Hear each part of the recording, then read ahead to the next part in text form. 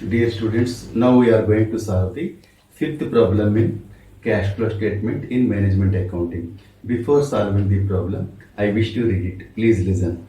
Following are the comparative balance sheets of XYZ Limited as on 31st December 1982 and 1983.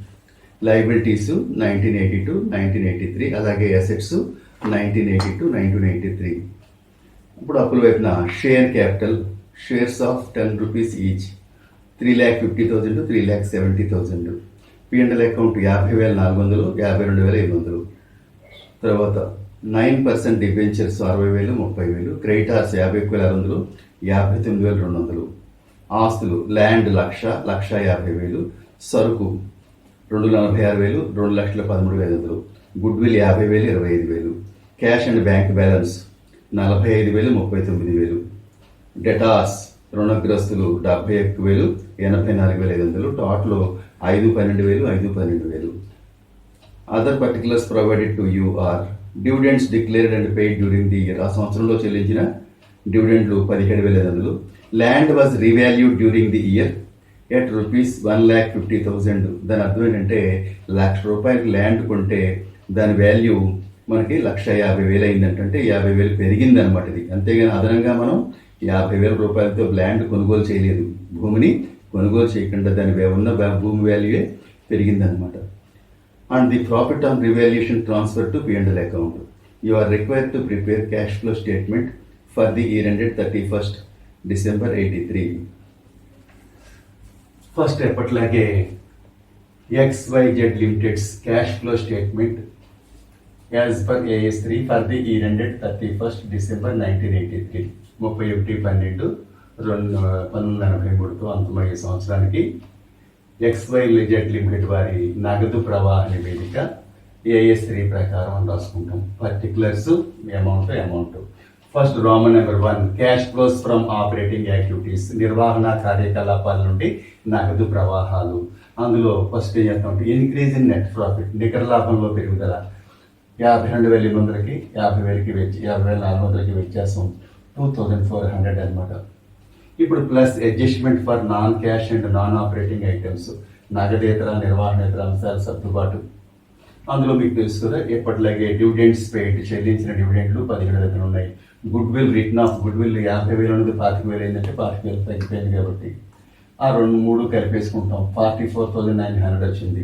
అందులోంచి less increase in land అంటే భూమి విలువ పెరిగింది, దానివల్ల మనకి లాభం వచ్చింది. భూమి పునర్మూల్యాంకనంపై లాభం 1,50,000కి 1,00,000కి డిఫరెన్స్ 50,000 పెరిగింది. ఇది మైనస్ చేస్తున్నాం కాబట్టి ఇక్కడ ఏం చేయాలంటే బ్రాకెట్లో వేసుకోవాలి. అప్పుడు ఈ రెంట్కి వ్యత్యాసం ఎంత అవుతుందంటే -5,100 వచ్చిందన్నమాట. 50,000 కంటే 44,900 తక్కువ కాబట్టి మైనస్ గుర్తు ఎక్కువగా ఉంది కాబట్టి 55,100 ఏమవుతుందంటే బ్రాకెట్లో పెట్టుకుంటాం. దాని అర్థం అది మైనస్ వాల్యూ కింద లెక్క అనమాట. ఇప్పుడు plus increase in current liabilities, ప్రస్తుత అప్పుల్లో పెరుగుదల. ఎప్పటిలాగే రుణాతులు మనకి 59,200 నుంచి 51,600 తీసేస్తే 7,600 పెరిగింది. అలాగే డిక్రీజ్ ఇన్ కరెంట్ అసెట్స్, ప్రస్తుత ఆస్తుల్లో తగ్గుదల. సరుకు 2,46,000 ఉన్నది 2,13,500 అయింది, 32,500 తగ్గిపోయింది. డిక్రీజ్ ఇన్ కరెంట్ లైబిలిటీస్, ప్రస్తుత అప్పుల్లో తగ్గుదల ఏమీ లేదు కాబట్టి డాష్ పెట్టేసాం. Next increase in current assets, ప్రస్తుత ఆస్తుల్లో పెరుగుదల. రుణగ్రస్తులు ఏమైనాయి అంటే 71,000 ఉన్నది 84,500 అంటే 13,500 పెరిగింది. మైనస్ వాల్యూ కదా ఇక్కడ మైనస్ అని గుర్తేసాం మనం, అంటే బ్రాకెట్లో పెట్టుకోవాలి 13,500. అప్పుడు మనం ఏం చేస్తామంటే ఈ రెండు కలుపుతాం, 40,100 వస్తుంది. దాంట్లోంచి ఇది మైనసే ఇది మైనస్, ఈ రెండు కలిపి తీసేస్తాం. 5,100 13,500 కలిపేసి తీసేస్తే 21,500 వచ్చింది. దాంట్లోంచి మనం ఏం చేయాలంటే ఇన్కమ్ ట్యాక్స్ పెయిడ్, చెల్లించిన ఆదాయ పన్ను ఉన్నట్టయితే లెస్ చేస్తాం. తీసేస్తే ఇప్పుడు 21,500 అవుటర్లో వేసుకుంటాం.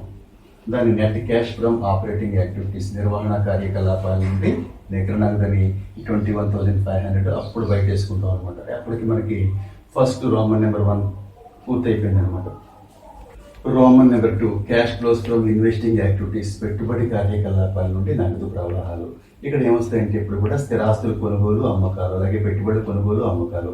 ఈ లెక్కలో భూమి ఇచ్చాడు కనుక మనకి దాన్ని మనం అదనంగా మనం కొనుగోలు చేయలేదు కాబట్టి ఉన్న భూమి వాల్యూ పెరిగింది కాబట్టి ఆ పెరుగుదల ఇక్కడ వేసాం కాబట్టి ఇక్కడ మనకి భూమి కొనుగోలు కాదు కాబట్టి ఆ ట్రాన్సాక్షన్ ఇక్కడ నమోదు చేయలేదు. అప్పుడు మనకి net cash used in investing activities, పెట్టుబడి కార్యకలాపాలు వినియోగించిన నికరణాలు కూడా ఏమీ లేదు కాబట్టి డాష్ పెట్టేసాం. ఇప్పుడు థర్డ్ వన్ ఏంటంటే cash flows from financing activities, ఆర్థిక కార్యకలాపాల నుండి నగదు ప్రవాహాలు. ఇందులోకి ఎప్పుడు కూడా ఏమొస్తాయి? మూలధనాలు, డిబెంచర్లు, డివిడెంట్లు. బాగా గుర్తుపెట్టుకోండి.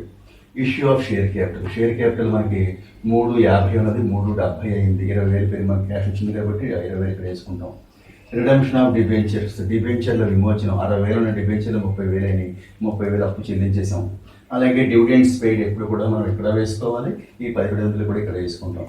ఈ రెండు కలిపితే 47,500. ఈ రెండు మైనస్ వాల్యూలు కలిపితే 47,500. అందులోంచి 20,000 తీసేస్తే 27,500 మైనస్ వాల్యూ అనమాట. దాన్ని ఏమంటామంటే net cash used in financing. చూడండి ఇక్కడ, net cash used in financing activities, ఆర్థిక కార్యకలాపాల్లో వినియోగించిన నికరణ ఏంటంటే 27,500. ఇప్పుడు మనం ఏం చేస్తామంటే ఈ మూడు కలుపుకోవాలి. ఇదేం లేదు కదా, ఇదేమో ప్లస్ వాల్యూ, ఇది మైనస్ వాల్యూ. మైనస్ ఎక్కువ ఉంది చూడండి, డిఫరెన్స్ 6,000 ఉంది. 6,000 ఏం చేస్తుంటే బ్రాకెట్లో పెట్టుకుంటాం, ఎందుకంటే మైనస్ ఎక్కువగా ఉంది కాబట్టి. మైనస్ ఏమో 27,500 ఉంది, ప్లస్ ఏమో 21,500 ఉంది. అని చెప్పి మైనస్ 6,000 కాబట్టి బ్రాకెట్లో పెట్టుకున్నాం. దాన్ని ఏమంటామంటే net decrease in cash and cash equivalents, నగదు మరియు నగదు సమానాల నికర తగ్గుదల. 1 + 2 + 3 అనమాట. దీనికి ఎప్పుడు కూడా మనం ఏం చేయాలంటే ఓపెనింగ్ క్యాష్ బ్యాలెన్స్ని మనం ఎప్పుడు కూడా ఏం చేయాలంటే ప్రారంభ నగదును మనం యాడ్ చేసుకోవాలి. అని చెప్పి ఇక్కడ క్యాష్ని ఎప్పుడు కూడా ప్రస్తుతాస్తుల్లో తీసుకోకూడదు. మన ప్రస్తుతాస్తుల్లో పెరిగింది తగ్గింది అనుకోకూడదు. ఎప్పుడు కూడా క్యాష్ని మాత్రం ఇక్కడ తీసుకోకుండా డైరెక్ట్గా ఓపెనింగ్ బ్యాలెన్స్ ఏం చేయాలంటే దీనికి కలపాలి. ఇదేమో ప్లస్ వాల్యూ, ఇది మైనస్ వాల్యూ. ఇందులోంచి తీసేస్తే 39,000. Closing cash balance, closing balance of cash and cash equivalents, నగదు మరియు నగదు సమానాల ముగింపు ఎంతంటే 39,000. సరిగ్గా మనకి బ్యాలెన్స్ షీట్లో వాడు ఇచ్చిన ఆన్సర్ క్లోజింగ్ క్యాష్ బ్యాలెన్స్ ఎంత అంటే 39,000. సరిగ్గా ఆన్సర్ మనకి వచ్చిందనమాట. So problem is over. Thank you. Dear students, now we are going to solve the 6th problem in cash flow statement in management accounting. Before solving the problem, I wish to read it. Please listen. The following are the comparative balance sheets of ABC Limited as on 31st December 2003 and 2004. Liabilities 2003, 2004. అలాగే assets 2003, 2004. ఇప్పుడు liability side అప్పుల వైపున share capital 35,000, 37,000. P&L account 5,040, 5,280. 9% debentures 6,000, 3,000. Creditors 5,000, 4,000. Dividends provision 3,000, 5,000. ఆస్తుల వైపు land 10,000, 15,000. సరుకు 24,600, 21,350. Good will 5,000, 2,500. Bank 4,500, 3,900. Debtors 99,40, 11,530. Total 54,040, 54,280. Prepare cash flow statement, నగదు ప్రవాహ నివేదికను తయారు చేయండి. ABC Limited's cash flow statement as per AS3 for the year ended 31st December 2024. ABC limited వారి AS3 ప్రకారం నగదు ప్రవాహ నివేదిక వివరాలు అమౌంట్ రూపాయలు పెట్టుకుంటాం. First Roman number 1 cash flows from operating activities, నిర్వహణ కార్యకలాపాల నుండి నగదు ప్రవాహాలు. ఇంక్రీజ్ ఇన్ నెట్ ప్రాఫిట్, నికర లాభంలో పెరుగుదల 5,280కి 5,050కి 5,040కి తేడా 240 వేసుకుంటాం ఇక్కడ. నెక్స్ట్ ఏంటంటే adjustment for non cash and non operating items, నగదేతర నిర్వహణేతర అంశాలు సర్దుబాటు. అందులో మనకి ఈ లెక్కలో గుడ్ విల్ ఒకటే ఉంది, డివిడెండ్లు లేవు, నెట్ ట్రాన్స్ఫర్ టు రిజర్వ్ లేదు, profit loss on sale of fixed assets కానీ loss on sale of investments కానీ ఏమీ లేవు కాబట్టి గుడ్ విల్ ఒకటే ఉంది. గుడ్ విల్ రిటర్న్ ఆఫ్, రద్దు చేసిన గుడ్ విల్ ఎంత అంటే మనకి 5,000కి 2,500కి తేడా 2,500. ఈ రెండింటిని టోటల్ చేస్తే 2,740 వచ్చింది. దాన్ని operating profit before changes in working capital, నిర్వహణ మూలధనంలో మార్పుకు ముందు నిర్వహణ లాభం 2,740. దానికి ఏం చేస్తామంటే plus increase in current liabilities, ప్రస్తుతప్పుల్లో పెరుగుదల. డివిడెండ్స్ ప్రొవిజన్ ఉంది, డివిడెండ్ల ఏర్పాటు, ఇది మనం సర్దుబాటులో ఇవ్వలేదు, మనకి ఇక్కడ ఇచ్చాడు కాబట్టి ప్రస్తుతప్పుల్లో తీసుకున్నాం. 5,000కి 3,000 difference 2,000. Decrease in current assets, ప్రస్తుత ఆస్తుల్లో తగ్గుదల. సరుకు చూడండి 24,600 21,350 తగ్గిపోయింది, 3,250 రూపాయలు తగ్గిపోయింది. డిక్రీజ్ ఇన్ కరెంట్ లైబిలిటీస్, ప్రస్తుత అప్పుల్లో తగ్గుదల. రుణాలు చూడండి 1,000 రూపాయలు తగ్గిపోయింది. క్రెడిటార్స్ మనకి 5,000 4,000 అయింది, 1,000 రూపాయలు తగ్గిపోయింది కాబట్టి బ్రాకెట్లో పెట్టాం. మైనస్ ఉన్నప్పుడు ఇప్పుడు కూడా బ్రాకెట్లో పెట్టుకోవాలి. అలాగే increase in current assets minus increase in current assets అంటే ప్రస్తుత ఆస్తుల్లో పెరుగుదల. రుణగ్రస్తులు మనకు పెరిగినాయి 9,940 ఉన్నది 11,530 అయినట్టు పెరిగింది కాబట్టి 1,590. అది కూడా ఇక్కడ మైనస్ గుర్తు కాబట్టి బ్రాకెట్లో పెట్టాం. అప్పుడు మనం ఏం చేద్దామంటే ఈ 3 కలిపేసి ఈ 2 తీసేస్తే 5,400 వచ్చింది. దాంట్లోంచి ఎప్పుడు కూడా ఇన్కమ్ ట్యాక్స్ పెయిడ్, చెల్లించిన ఆదాయ పన్ను తీసేస్తే 5,400 వస్తుంది. ఇక్కడ అమౌంట్ లేదు కాబట్టి అప్పుడు net cash from operating activities, net cash from operating activities నిర్వహణ కార్యకలాపాల నుండి నికర నగదు 5,400. రెండోది cash flows from investing activities, పెట్టుబడి కార్యకలాపాల నుండి నగదు ప్రవాహాలు. ఇందులో పర్చేజ్ ఆఫ్ ల్యాండ్, భూమి కొనుగోలు చూడండి 15,000 వల్ల మనకి 10,000 ఉన్న భూమి 15,000 అయింది. మనం 5,000 పెట్టి భూమి కొన్నట్టు లెక్క అంట. ఎప్పుడైతే ఆస్తి వాల్యూ పెరిగిందో మనం కొనుగోలు చేసినట్టు లెక్క. 5,000 మనకు పెరిగింది కాబట్టి కొనుగోలు చేస్తే క్యాష్ పోతుంది కాబట్టి క్యాష్ పోయే ఐటమ్స్ కాబట్టి ఇది మనం బ్రాకెట్లో పెట్టుకున్నాం.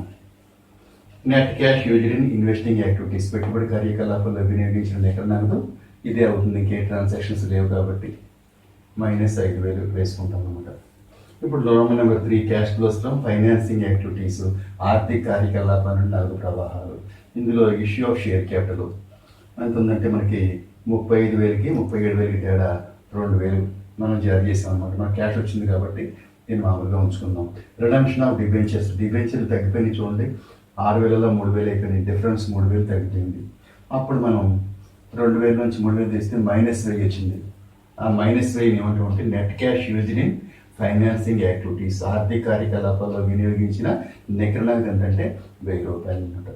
ఇప్పుడు ఈ 5,400 ఈ 5,000 ప్లస్ 1,000 ఈ 2 మైనస్లు కదా, 5,000 1,000 కలిపితే 6,000 అవుతుంది. 6,000 మైనస్ ఉంది, ప్లస్ ఏమో 5,400 ఉంది, డిఫరెన్స్ -600 అవుతుంది అనమాట. అదేమవుతుందంటే net decrease in cash and cash equivalents, నగదు మరియు నగదు సమానాల నికర తగ్గుదల అని మనం ఏం చేస్తామంటే ఈ -600 అంటే మైనస్ గుర్తు తీసుకుంటాం అనమాట. దానికి opening balance of bank or cash and cash equivalents, నగదు సమానాల ప్రారంభ నిల్వ 4,500 ఇచ్చాడు. అది తీసేస్తే మనకి ఏమవుతుందంటే ఇది మైనస్ ఇది ప్లస్ కాబట్టి 3,900 వచ్చింది. 4,500 నుంచి 600 తీసేస్తే 3,900. అది ఏమవుతుందంటే closing balance of cash and cash equivalents, నగదు మరియు నగదు సమానాల ముగింపు నిల్వ ఎంతంటే 3,900.